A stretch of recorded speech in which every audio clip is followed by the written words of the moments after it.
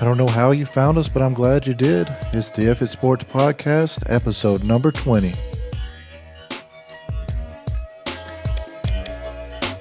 All right, this is Josh. I got my main man, Trav. We're back after a national championship game, wildcard round of the playoffs. Got plenty to talk about here. Trav, you ready to get into this? Yeah, let's go ahead and get into it.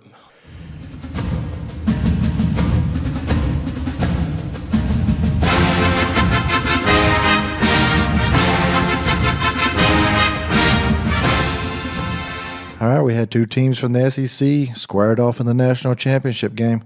Did it live up to the hype? Was it everything that you thought it'd be there, Trev?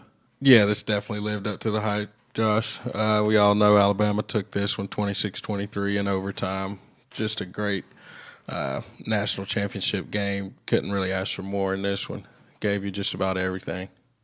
Yeah, a little bit of everything. There was a lot of drama in it. What did you think about the move at before we get into that move at halftime, first half of the game, Georgia had pretty much control of this one, didn't it? Yeah, Georgia came out pretty much throwing the ball all over the place. I think might have caught Saban and Bama off guard just a little bit. I mean, from freshman doing it all. I mean, making big throws. He was. I thought it was a little questionable there. I think their first 7 plays of the game was a pass, which was a little shocking there, especially after the ground game that they had against Oklahoma. But they bounced back from an early interception there from the freshman and he was able to jump up to a 13-0 lead there going into halftime. Yeah, jumped out on him quick. Like I said, Fromm was throwing all over the place. He even picked up some first downs with his legs. I thought he did really well. Just showed a lot of poise in the pocket for a freshman. I mean, you couldn't ask for more out of him. Georgia's running backs, Michelle, Chubb. Michelle just showing that speed that he has, getting to the edge, just showing why I think he could be, arguably a better back than Chubb, coming up next year. Yeah, I mean, they had a great year, both of them. Most potent duo ever, I think, in the SEC history on that. And then I guess at halftime there, Saban said it going into the locker room, passing game just wasn't going for them.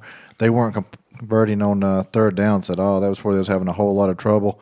Georgia was bringing a lot up in the box, really shutting down Alabama's running game and daring them to throw down the field.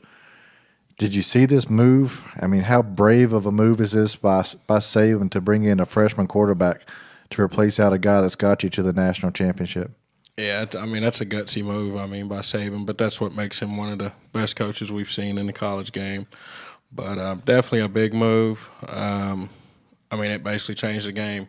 It did. When you bring in Tagovailoa. He came in, he sparked him, really gave him some energy. Sparked him. He made the plays down the field that they needed. They couldn't make in the first half. Yeah, first series, I think he came in, went 3 and out, just got his feet wet a little bit. But then after that, he really turned it on. So what do you think Georgia went away from in that second half that kind of got him that lead?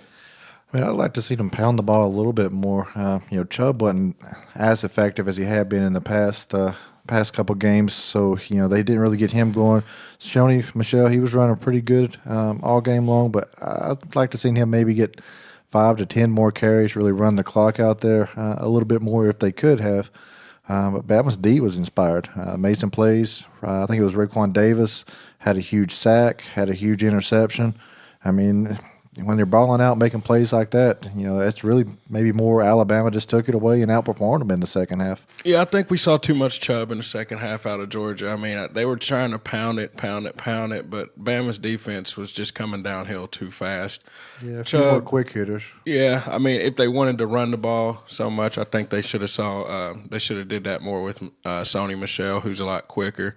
Maybe could have outran the Bama defense to the edge a little bit better. But, I think the balance that they showed in that first half between Michelle and Chubb, plus with, letting Fromm throw the ball on first down, second down, early downs, whereas they, ran the ball early in the second half and then let him throw on those predictable downs. And I think that allowed the Bama defense to kind of sit back and just wait on him. So, yeah, just a great game, but the quarterback change definitely was a difference maker in my opinion. Tagovailoa, 41-yard touchdown play there.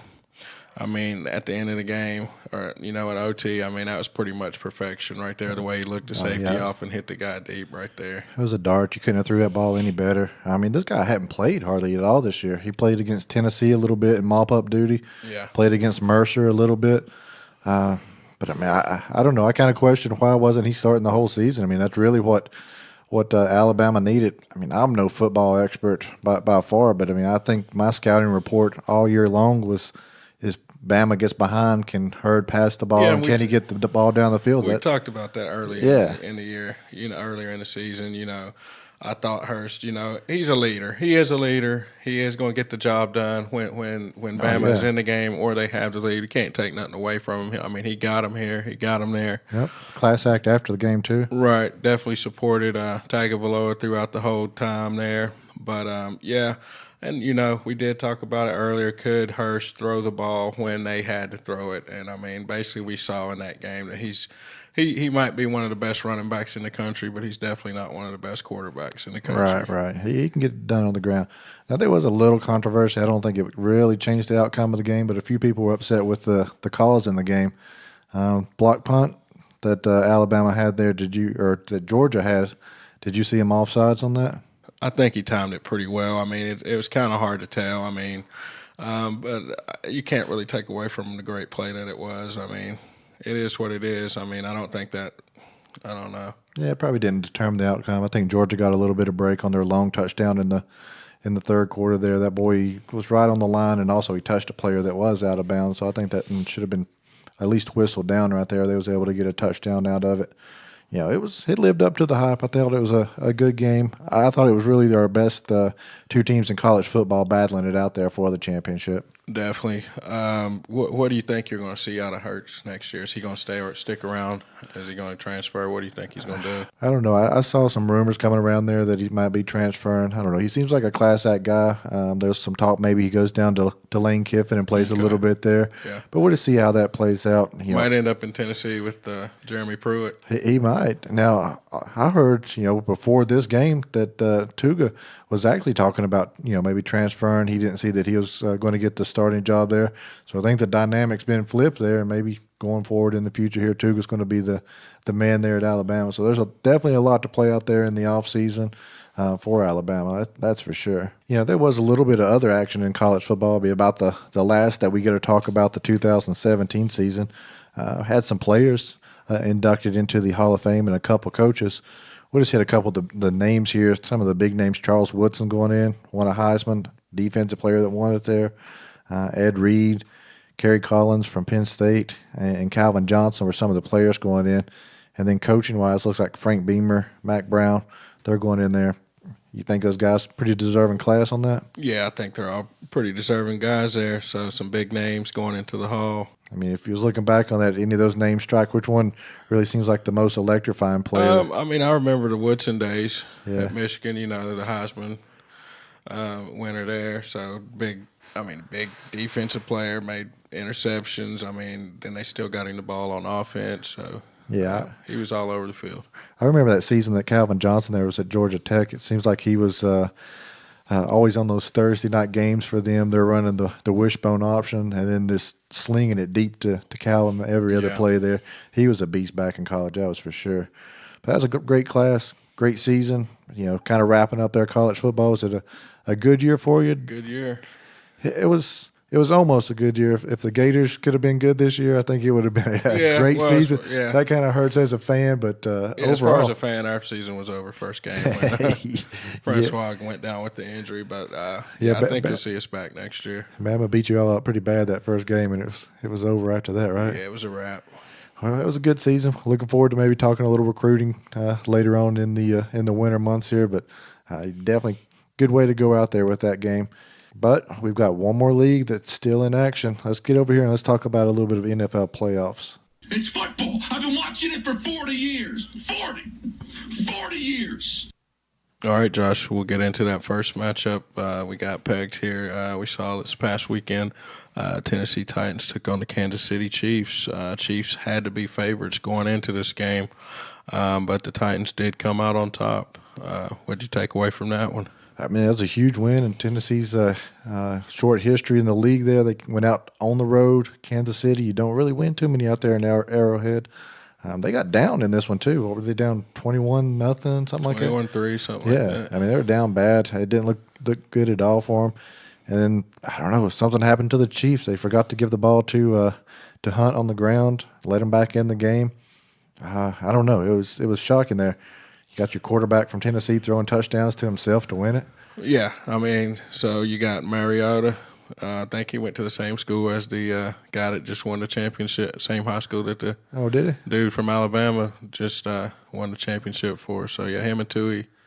All right, they're balling out over there in Hawaii. Yeah, they must have a really good quarterback coach over there in Hawaii. So they're bringing out some players over here. But, yeah, 22-21 Tennessee Titans. I think we need to go ahead and replay the footage from replay the audio from last week where I picked Tennessee over Kansas City in this one. Let's go back and see if we can find that. It was a big pick by you on that. What did you see that you really thought that they can pull this one out? Now, this was without DeMarco Murray for him. It was just Henry in the backfield. Just Henry. I think Henry was one of the number one reasons why they did win this game. I mean, he was solid on the ground, even though he did almost fumble it away at the end. Luckily, he was down. Yeah. So they did bring it back. But, yeah, Mariota played a good, solid game, made plays with his legs when he had to, threw a touchdown pass, like you said, to himself. Just a good game by the Titans. Defense stepped up when it needed to. But I just don't think Alex Smith, once again, he's a good quarterback. He's a good game manager.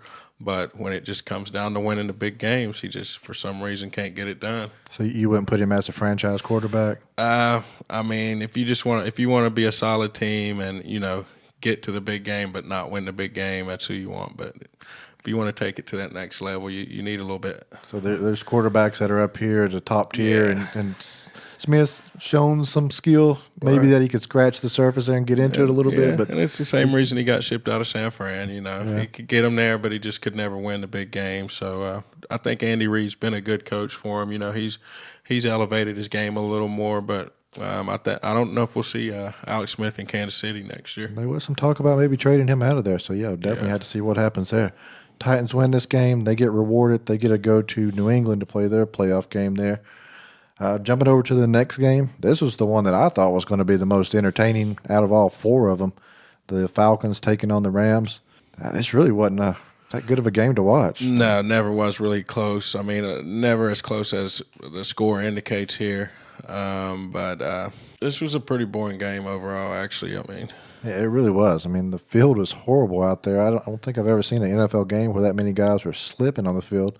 So that just definitely wasn't any fun to watch. Yeah, I mean, the Rams, their pass rush was good, but outside of that, nothing was going right for them. No, Jared Goff pretty much struggled in his first playoff game. I mean, he was 24 out of 45, not a really good percentage there. He did throw for 259 yards and a touchdown, but overall, I mean, I think you saw that inexperience of the Rams show up, and that's kind of one of the key points made last week. The Falcons did have the experience over the Rams in it, and that's pretty much what it was. I mean, Rams, like you said, were able to get pressure on Matt Ryan, but, I mean, he took the pressure, he avoided it, and made big throws when he had to. Yeah, I've argued with him as being the NFL MVP, at least the top candidate for it. Gurley, he had a little off game there, too. Yeah, talking about your MVP pick from last week. Gurley, I think they held him to 43 yards through the first three quarters. I mean, he had some decent yards on the ground there, but the tough part was he had some big drops on third down, setting him up. In the passing game,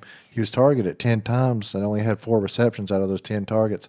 A lot of those were drive stoppers. So I mean, that really hurt him a lot. And then they just didn't score in the red zone. The Rams did. So big win by the Falcons. Big win by the Falcons. So they got a big test coming up this weekend.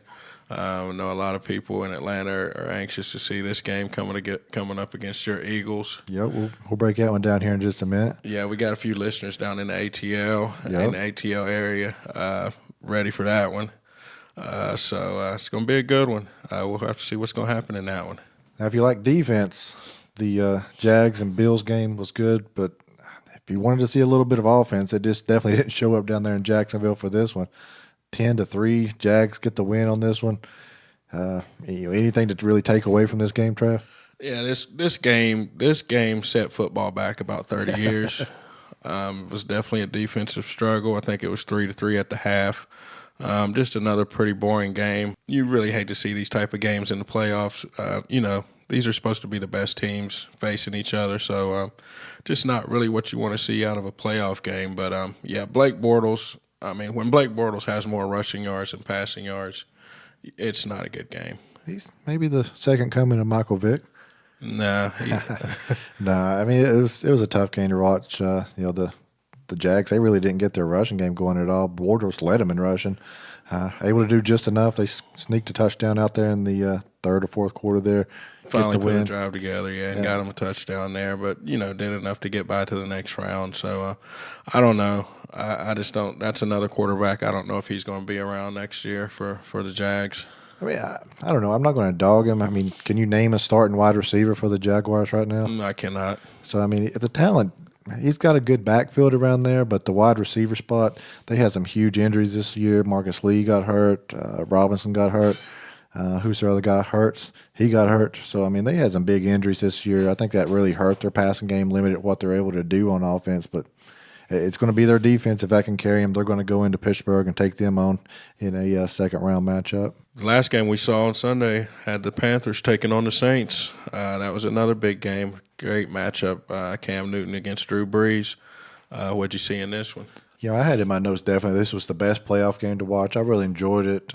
Carolina's defense showed up there. They shut down Ingram and Cromartie there. It's something that's really not been done all season. Brees was able to do enough. Just picked him apart there. It was an impressive outing by the Panthers there, but the Saints, they were just, a little wily. I think, Brees is a smart quarterback. He's tough to beat in the dome. What about you, Trav? What did you think of this game? I thought it was a good game, really good game. Like you said, both teams did come out to play. Both teams played fairly well. I think the difference in this game, what we saw was just a low-energy Cam Newton in this game. To me, he looked like he was in slow motion the whole game. I don't really know what was going on with him. He just never really, showed the energy or leadership that you want to see out of your starting quarterback in the playoff. This was a playoff game. Right. And he's acting like this is the third game of the season. He's kind of walking around, moping around. I don't know. We saw this all season from Cam. There was games, it just didn't look like he was there. After he had that little spat with the reporter earlier in the season, he came back the next game and was sharp as could be on the field. But it was just an up and down season from Cam all year long. Yeah. Both quarterbacks did throw for over 300 yards. Both had 2 touchdowns. The only difference is that I think the plays that Drew Brees made were plays that had to be made at that time. Right. When it was Cam's time to step up. It seemed like he was just slow. He was just getting sacked a lot. He took 2 sacks in the final drive. He ended the game on a sack. Right. You cannot let that happen. No. And I put that on coaching a little bit. Yep. Get your protection right. This is the possibly last play of your season. Get your protection set, and don't end your season on a sack. And then that intentional grounding play that hurt him bad there at the end of the game. So just a bad drive that they had there in the end of the game. That was like a drive you would see in the preseason or something. Just not what you want to see in a playoff game. So looks like that's going to end the season for the Panthers. I think I've been hearing rumors that Norv Turnover's coming in as their offensive coordinator. They got rid of Shula.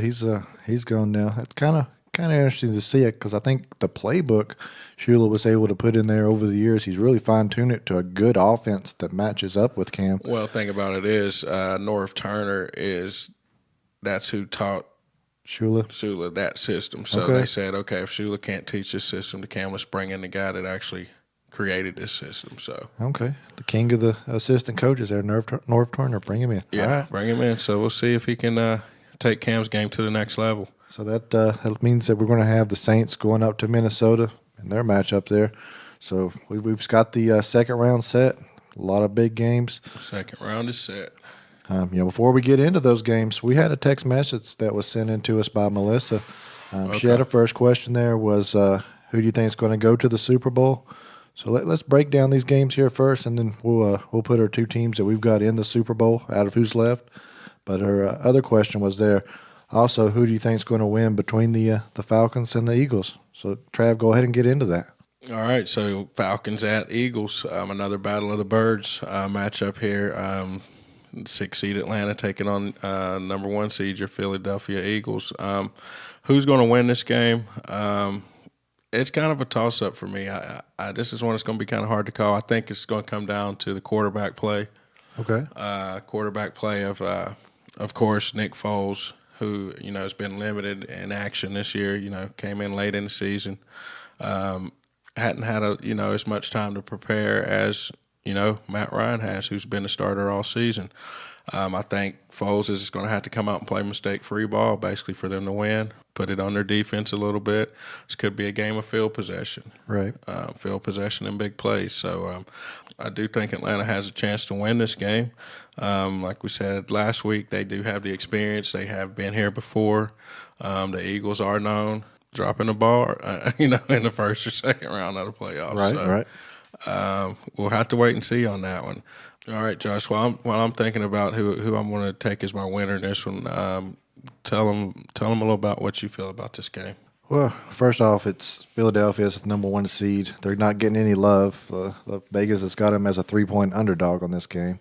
So you've got the number 1 seed facing a 6 seed as an underdog. I think it's going to come down to Philly's D. Philly's D is going to have to shut this one down, win it, give Philadelphia's offense a little short field, get them going. Nick's not a bad quarterback at all. I think he can go in there and win this game. We've got the wide receivers to do a little bit of damage against the Falcons' defense. My heart still says the Eagles. I'm going to roll with them. I've got them keeping that whole home field advantage and beating the Falcons in this one, Trav.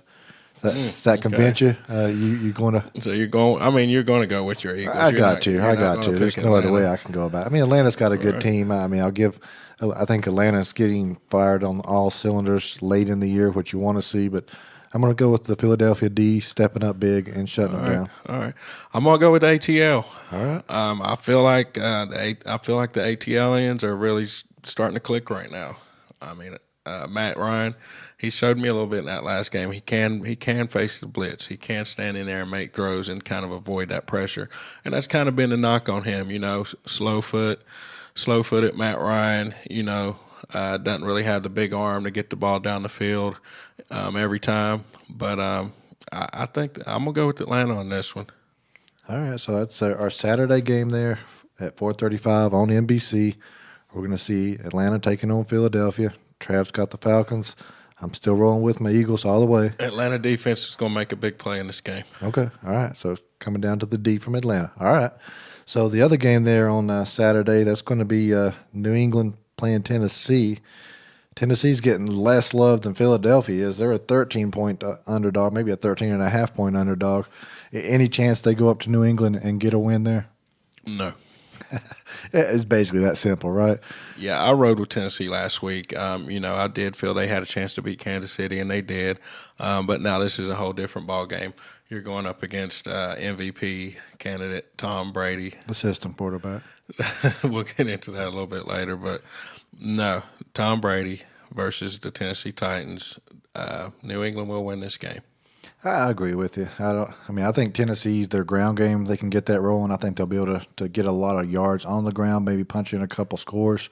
But I think overall, I don't think there's going to be any matchup for New England on this one. So, yeah, New England from both of us. Go ahead and lock it down. Tennessee in the upset then. Yeah. Tennessee keeps it close early, but New England's going to pull away. Kicking off the football action on Sunday at 1 p.m., we're going to see the Jacksonville Jaguars taking on the Pittsburgh Steelers in Pittsburgh. What a game this is going to be. Two great defenses. Who you got in this one? Man, everything in me wants to pick the Jaguars, and I may do it. I may talk myself into it here. So Pittsburgh, they've got 3 weapons. They've got Roethlisberger, they got Bell, they've got Brown. Does Brown come back fully healthy in this one? If he's able to be back fully healthy, I'd probably give a slight edge to the Steelers. But there could be weather up there. This could be a defensive game. And if you let this stay close, the Jaguars do not have a bad defense at all. They did beat them earlier in the year. So, I could see the Jaguars doing it.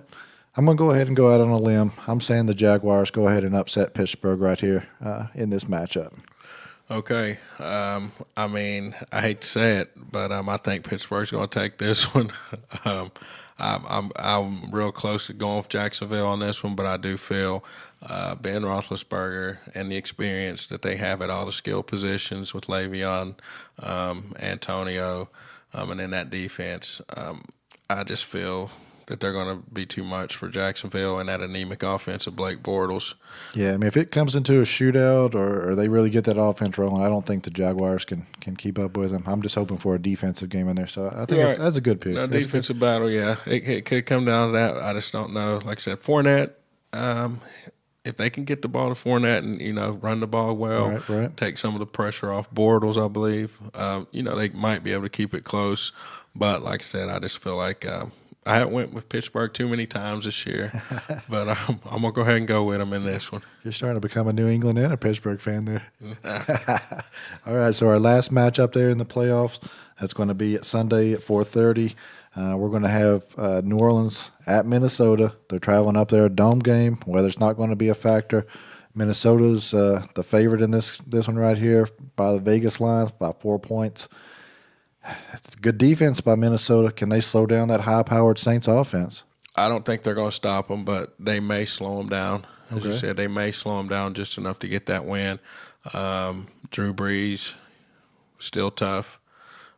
Case Keenum has been balling all year. So this is going to be one of those quarterback games. Which quarterback makes the plays, which quarterback makes the mistakes. Field position, rely on your defense. Saints defense, they're not a slouch either. No. They've been playing pretty good. They did hold down Cam and them pretty well. So we'll have to see on this one. But I'm gonna probably go with Minnesota on this one. I mean, that's a good pick right there. I mean, it's hard. You've got a veteran quarterback with Drew Brees. He's been to a Super Bowl. He's won a Super Bowl. But it's really been the story all year long, though. You say the quarterback for the Vikings is Case Keenum. And he hasn't been the letdown for him. He's been balling out all year. No, he's not a rookie. He's been around a couple years. Yeah.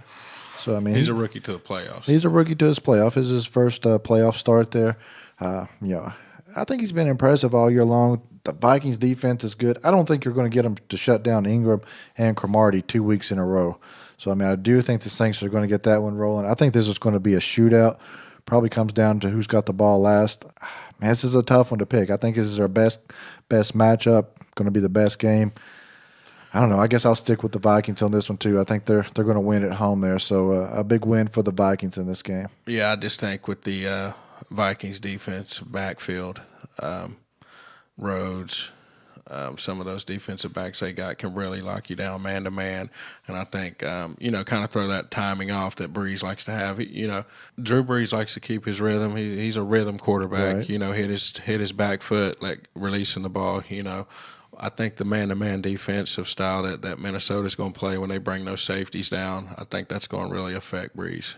All right, so let's get back to Melissa's first questions that she had there. Was who you got for the Super Bowls? Anything changed with who you're picking in that? Who do you have as our Super Bowl matchup? Super Bowl matchup. I'm going to go back. I'm going to step out on a limb right here, Josh. I'm going to go – I don't know if this has happened before. Well, it's happened. Happened in the 90s. I'm going to go with the rematch, Patriots-Falcons. Okay. A little rematch there. Yeah, I'm going with the rematch. Patriots are going to end up there, and then we're going to see the Falcons advance on up through the ranks here and get back. All right, so I've got the Patriots in there. I'm still blinded by the green. I've got the Eagles advancing to the Super Bowl. That's a big surprise. Yeah. I'm going to stay a homer on that one. Okay. So I think that was my pick early on, so I'm going to stick with him and ride him out there. But it's going to be some good games. Man, I hate to see the NFL winding down on this, but we've got a couple more weeks of some good playoff weeks. Good playoff games here. Oh, yeah. So, yeah, we'll definitely come back next week, see how our picks held up, if our Super Bowl favorites are still even in the playoffs. So we'll be breaking that one down. All right, Josh, before we end this NFL segment, I did get a few emails here regarding a topic we brought up last week. We had some people that weren't too happy. We had a very lengthy email from Ryan. He wasn't really happy with you calling Brady a system quarterback. So what's your response to the statement of Brady being a system quarterback? So I'll stand by my statement. I think he is a system quarterback. I think there does seem to be some negative connotation towards a system quarterback, and that's not a slight at him. I want to say your man, Joe Montana, was a system quarterback. Joe Montana was limited physically. He wasn't going to throw the ball down the field. He got into a West Coast offense He's able to hit the quick slants, his accuracy, which he mastered his offense. He mastered you can't it. say that. I mean, that doesn't necessarily mean you're a system. When I think of system quarterback, I think of a quarterback that can only run one type of system. He can't say get traded to a different team with a different system and continue to win. If you take Tom Brady and put him on a different team, he's going to elevate that team and he's going to still win, I believe. If he goes into a similar system that works with his styles. If you ask Tom Brady to go in and fill in for Cam Newton. You're not going to put Tom Brady in a read option offense. Right. He's limited. He can only be a pocket passer. That's the system that he has to be in. When Montana left San Francisco, he went to Kansas City. He ran a West Coast offense. He needs to be in that type of system to be successful. Now, here's where I think people get upset. They want to say that Trent Dilfer or other quarterbacks that are of that class are a system quarterback, and that's where I'm throwing Brady in. I'm not. No, those are game managers. Those are game managers. They're put in there, and they're told not to lose the game. Right. So I'm not saying that about Brady. Now, Brady has mastered it. Montana mastered their systems. I mean, just the timing to know where their offense is. The great thing about a system quarterback is you can have average guys that are in there, and you get high performance. But when you saw this system that Brady had and a guy like Moss showed up, offense went off the charts because they're just so in tune. Everything's running towards. Brady's still leading the league in passing this year with virtually no-name receivers. Right, because the system is so good. I mean, Wes Welker put him in another team, and what does he do? He doesn't do too much. He's made for this type of system. We're talking about system quarterbacks. Right, but it's a system receivers. offense. The whole thing is an offense that they have set up there. He's had 17 years to master this, and they've run a very similar offense. I mean, it wasn't like the New England saw a super talent in Brady. He's a 6th-round pick. It wasn't like he came out with this freak athlete. He learned the offense. He got groomed. He is a great quarterback. I'm not taking anything away from him, but he still benefits from the system that he is in. You put him in a system like Brett Favre used to run, like Drew Brees runs, that's not for Brady. I mean, he can't run that. We can say every quarterback in the league is a system quarterback then. We can, and it's not a knock on him. I mean, I was knocking Brady a little bit there in our argument and everything, just to kind of say it in there. But I don't think that being a system quarterback is a bad thing. You have to be a successful quarterback, you have to be in the right system that highlights your talent. And that's all I'm saying. You know, Brady is benefiting from that because the offense that they run around. I still think Brady could go to a different team. I think Brady could go to Kansas City and win. I think Brady could go to Miami and win. I think Brady could go to San Fran and win. These are all different systems, and I think he could still go in there and win. Now, when we're talking about system, we're not talking about putting him in a read option system. Obviously, you're not going to do that. But any type of – I think you give Brady a playbook, he's going to master it, he's going to win. He's just that competitive. He's competitive, but he's a slow quarterback. You send him down to Miami, he's on his back all the time. He's not going to be successful. That's what the Patriots have, is they have great blocking for him for the last 17 years. That's been the huge benefit from him. You've got to have a clean pocket for Brady. I mean, Miami seems to be his Achilles heel, and they know how to get to him because they always put pressure on him. But, yeah, I mean, I'm not going to knock you. I think you could probably put Brady in about 15 systems, and he's going to be successful. But if you go in there and, you know, if Brady was drafted by the Cleveland Browns when he was a rookie coming out, he would have been out of the league in 5 years. Well, it's quite possible. It is quite possible, but, you know, we'll never know that because he's with the Patriots and he continues to win and win MVP. So. Definitely. It worked out the way it should. I think he's benefited from it for sure, and he runs that system as good as you can. Yeah, he definitely runs that system efficiently. So maybe we'll get a rebuttal from Ryan on that one. Ryan, go ahead and hit us up with another email if you disagree with Josh's response to that. Yeah, definitely, Ryan. Give us a call in there. We'd love to hear from you. You can always hit us up on our hotline, 276-415-0029. Call or text.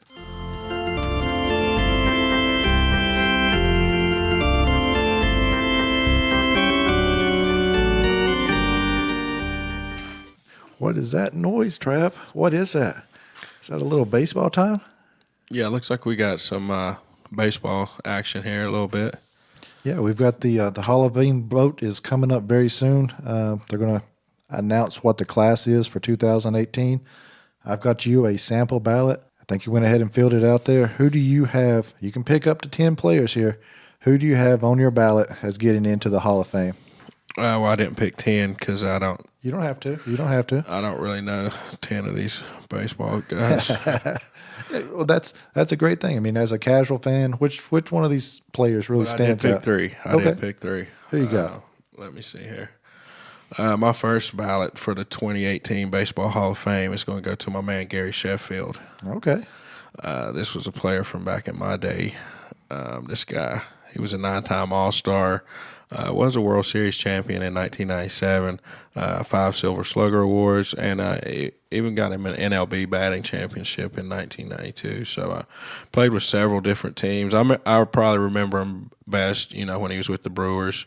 I mean, switch hitting, didn't he just switch hit? I think he was just a righty. Was he just a righty? Just a righty shortstop, power hitting shortstop when he came up there. Okay. Played with the Brewers, played with the Marlins for a little while. I believe he played with the Yankees for a stint. Yeah, Braves, had a little stint with the Braves. Yeah. So, remember, this was Eric Davis's cousin, wasn't it? Dwight Gooden. Dwight Gooden's cousin. Dwight Gooden's cousin? Yep. So, Okay. yeah, he had some pop in the stick. I believe he hit over 500 home runs.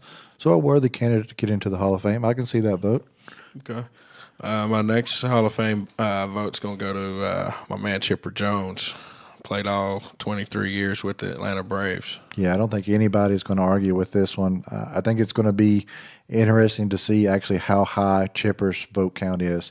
Right now, from everything that I've seen trending on this, he's in about the 98% range, which that's just super impressive to be on that many riders' ballots. Yeah, so Chipper played all 23 years in the Atlanta Braves organization. I mean, that's something you don't really see. No, that's very rare. Pretty rare.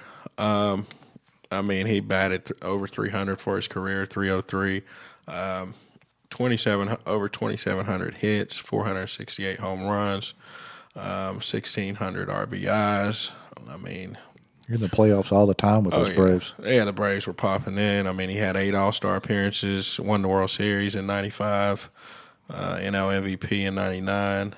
So, yeah, he's got a long list of accolades there. So we got to get Chipper in there. All right, and you said you had one more guy? Who One else? more is kind of a controversial pick with the steroid usage and all that and later in his career. I got to go with my man Roger Clemens. Can't argue with you there. I mean, baseball knew what was going on during those days. They didn't put a stop to it. So, yeah, I wouldn't argue with you with Clemens getting into the Hall of Fame. Yeah, got to go with the Rocket. I mean, his early career with the Red Sox just about was enough for me to be into the Hall of Fame. I mean, he put up numbers there with the Sox.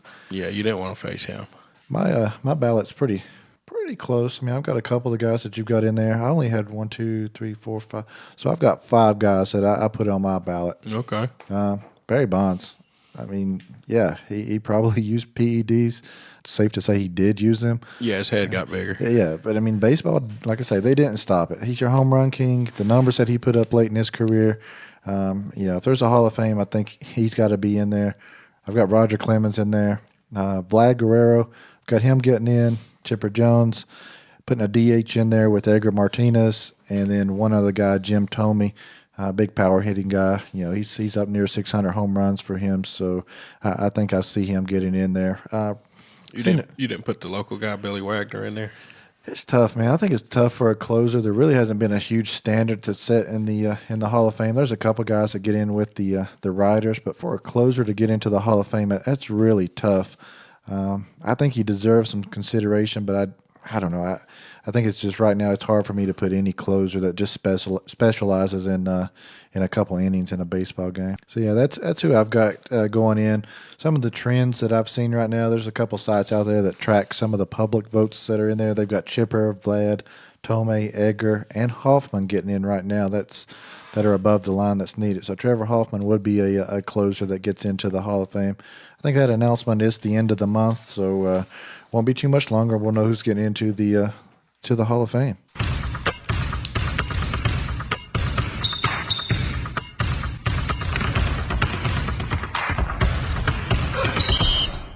All right, Trav, let's switch it over to basketball right now. A lot's going on in the NBA. Everybody's kind of fighting for some positions, really trying to get locked in there in those playoff spots. One team that is just battling is the Spurs. It looks like Kawhi's going to be out for a couple games there. He's got a partial tear in his shoulder. Yeah, If having a tough go right here. Yeah, they just can't buy. Can't stay healthy. Yeah, but it's impressive, man. They're still up there in that 3-4 seed in the West, battling with some of the teams there. We've got the trade deadline coming up here in less than a month. I think we'll probably see some action going over the next couple of weeks with shipping some guys out there. Does the Thunder keep that team together? Who's really going to go out and vie for a couple of names? I've heard DeAndre Jordan out there with the Clippers. He's a big name on the block. See who maybe picks him up and makes a playoff run. Any stories that are kind of catching your eye in the NBA? Well, we do have the NBA All-Star game coming up pretty soon. Yeah. So we got the All-Star voting, going on right now. I think LeBron James and Steph Curry are leading the NBA All-Star voting at this time. So I think LeBron just jumped over Giannis and Antetokounmpo here recently in the voting. So Giannis is pretty popular among the fans. Yeah, it's going to be a heck of a lineup with both of them playing forwards in an All-Star game for the East. Yeah, it should be a good All-Star game this year. There's a lot of talent in the league. I've always wanted to see if a team can get to 200 points in an All-Star game. This may be the year. Yeah, there we see it. Curry, he hurt his ankle out there, so he may be out for a couple games with the Warriors. Looks like last night Durant came back and dropped 40 for him without Curry in the lineup. So it seems like every week when we get to the basketball section, we have to talk about this family. Trav, do we have to keep talking about these guys, or are they really this newsworthy? Yeah, well, when you're talking about the Triple B family, the Big Baller brand, they're always in the news. Yeah, I think I told you on the last show, Josh, LiAngelo and LaMelo were going over to Lithuania. They got on a plane, they went over, and they actually played their first game over there last week. Yeah, Big Daddy went over there with him as well. Yep. I think the odds were a little low that they was going to actually end up over there. Both of them made it over there, and then they've taken over the team pretty much. I saw a game that they have Big Baller logos on the floor. They left the league that they were in. Oh, yeah, the refs even had Big Baller brand jerseys. Don't even have stripes on the refs. They're Big Baller brand refs. Okay, so I don't know how you have that, though. How does... I don't know how it are happens. The refs branded by Big Baller brand? Is that not? Don't they need to stay kind of partial? You would think so. I mean, if you're an opposing team, you would think that you'd want a little impartiality, or at least fake it, put it on the stripes. Yeah, but no, they did that. While he's over there, Daddy Ball, he's running his mouth saying that Luke Walton needs to go from the Lakers. That the players really don't like him. I don't know. I just don't see that as being a very successful strategy for dogging the coach on the Lakers. Yeah, he's not really happy with the way Luke Walton's, running the team. He feels like Walton's lost touch with the team, that they're not really listening to him anymore. But, I mean, I feel like he's got the guys playing pretty good. I mean, yeah, Kuzma came out and said that, he really likes the way that Walton's playing. Do you see the press conference that Walton had? One of the reporters said, it looks like you sent Ball out early in the game and benched him, and then Walton kind of said, "Well, yeah, his daddy's talking junk about me, so I set him on the bench early." Just joking around, but right. That type of drama is just swirling around the Lakers. I don't know. He wants all three of his boys to play on the Lakers, and if you're creating this much drama, I don't see how the front office for the Lakers really wants to bring that in there. Yeah, I don't think we'll see that happen anytime soon. Looking over at some college basketball, I think you've been watching a little bit of West Virginia basketball and their big matchup they had with Oklahoma. What did you think about that? Yeah, I saw a little bit of that WVU-Oklahoma game. WVU pretty much held Oklahoma down, held them to 76 points. Pretty much held the top-scoring team in the country, in check with their lowest output of the season. WVU, I think they've actually moved up to number 2 in the polls. Yeah, they jumped way up there quick. Yeah, Oklahoma dropped down. I think they dropped down to number 9. But one thing that stood out to me in that game is just the play of Javon Carter. I mean, he had 17.7 boards. I mean, this guy's out here looking like he's 35 on the court. I mean, this guy's got to be an 8th-year senior. How long has he been at WVU? It seems like forever. I mean, he definitely must be a 4-year starter for them.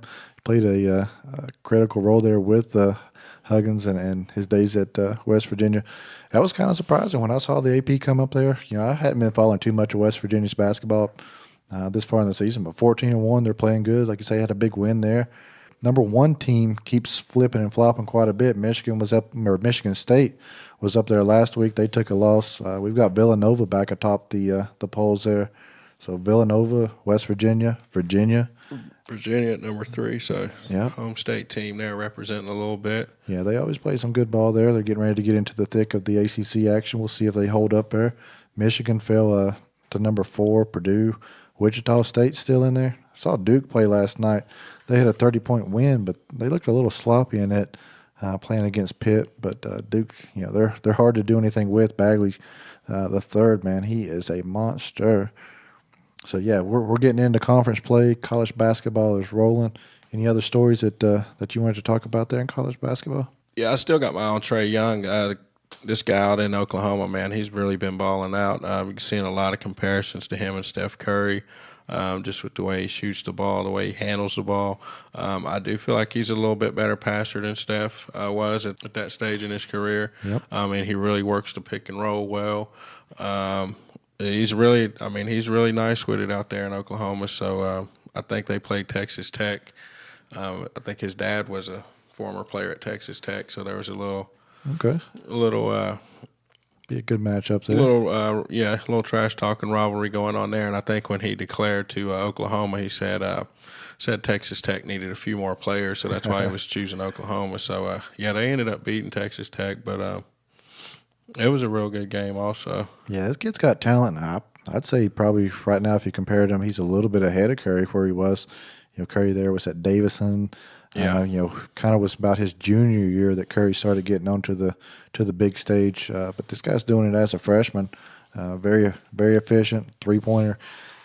Gets to the hole quick, shoots a lot of free throws, and distributes the ball well. You can't beat that from a freshman. Yeah, I'm not sure how many years he's going to stick around in Oklahoma. I'd say there's a big paycheck wait for him. Definitely. Something else interesting I saw going on in college basketball this year. 2 old school rivals met up again on the court. Only this time they were coaching. We saw Georgetown and their coach Patrick Ewing taking on Chris Mullen and his St. John's team. Oh man, that's taking it back to the '80s there with that big rivalry. It's about '85 right there. St. John's and Mullen playing Georgetown, and I think there was a Final Four matchup. I don't know if they squared off against each other, but I think they both made the Final Four at the same time. Yeah, they squared up. Yeah, that's a heck of a rivalry. It's good to see those guys back at their alma mater. Big East basketball's on the way up. It's fun to watch right now. We've got our guy that's local going to Georgetown there next year. We'll see Matt McClung. Yeah, so he's going to be getting coached by Big Pat Ewing, so that should be interesting to see what he does. We got to try to get that guy on the show, Josh. Oh, that's for sure. Now, it wouldn't be an If It Sports podcast if we didn't get to it. I know y'all are waiting to see who's going to make the big dummy of the week, so Trav, let's go ahead and get into that.